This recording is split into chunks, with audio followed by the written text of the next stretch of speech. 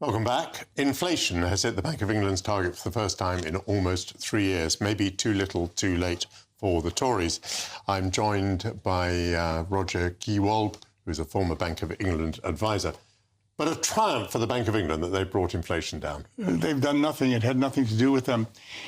I've been saying this for a year and a half, and the Bailey-osaurus, Andrew Bailey, the governor, so thick-skinned he won't listen to anybody, should know this, of course, except he's not an economist.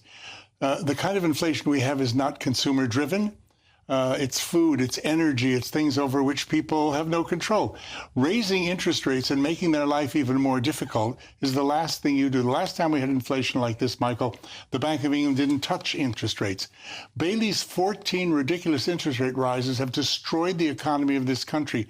Tens of millions of homes. There's 500,000 businesses ready to go to the wall because of the interest burden. It's insane. And now, even when it has fallen by itself, as non-consumer inflation always does, except that he inflated the inflation and prolonged the time before it fell with his 14 rate rises, even though it's finally fallen, he's keeping interest rates the way they are, saying, we must combat inflation. And what's absolutely amazing is that Fishi Rishi Sunak and Bates Motel Hunt, neither of whom have got a clue, but should know better if they read Economics for Dummies, are cheering him on. And what's even worse than that is that Keir the Fear Starmer and Rachel Reeves are not saying a peep. They could use this to beat the Tories over the head, but even they're accessing to this Alice in Wonderland world we're all living in. It's total madness, and it's going to take generations to fix, and it's wholly unnecessary.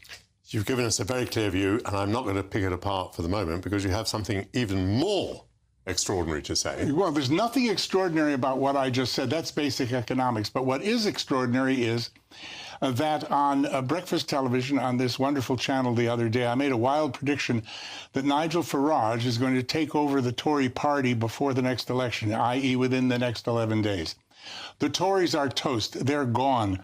Rishi is meeting with Stop Oil, I understand, to find out how to glue himself to his seat. And they are going to disappear for at least a generation. They won't admit it. They're being stubborn, but obviously it's going to happen. Nigel, with reform, with first past the post, is not going to get that many seats, unfortunately, because of the system. The solution is for the Tories to admit defeat, hand Nigel the keys to the machine, and let him and Reform join with and run the Tories. Otherwise, they're both sunk. And the reason Nigel's sunk is because I know Nigel, you know Nigel. Nigel is not going to sit for 5 or the next 10 years while Starmergeddon occurs and hope to build the defunct Tory party. He's going to be with Donald Trump in America having a great career. So this needs to happen now, and I'm pushing as much as I can for it. It's not going to happen now, if only because the Tory party at the moment doesn't really exist. I mean, we have a number of candidates. We don't have any members of Parliament. We still have a leader of the Conservative Party, but there simply isn't the mechanism by which any of that could happen because we don't know who's going to be the next Parliament. We don't know whether it's going to be 50 or 200 Conservatives. So none of these things, it seems to me, can happen mechanistically. All they have to do is make him the leader. Who's they? How? The parliamentary party. There isn't a parliamentary party. There are no members of Parliament. Well, I mean, there'll be a nanosecond before it happens, and that's when it happens. I mean, you know, it's not beyond the will of man to accomplish that. Somebody's going to be in that position, and what I'm saying is what makes sense for both the Tories and Reform, and most importantly, the electorate to whom, the Tory party has not paid much attention in the last 14 years.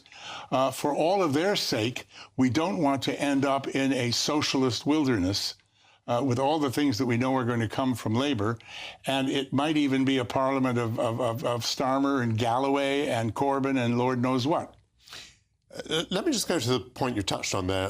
This is kind of the character of Nigel Farage. Are you saying that if he was successful in Clacton and at last had a seat in the British Parliament, which I say even today is a prestigious and influential position, you're telling me that he'd rather swan off to the United States than maximise the clout that he would have within the House of Commons? I think he will get very frustrated in trying to build the Reform Party and have whatever association it is with the Tory party that is possible as they exist in their present form? Yes.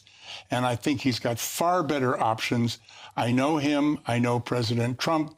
I know how close they are. I know what an exciting life he could have in America. He was going that way before he realized that the country needed him. And this is just my guess, and I'm sure Nigel will shout at me. But I think that he won't last 5 years sitting there doing that.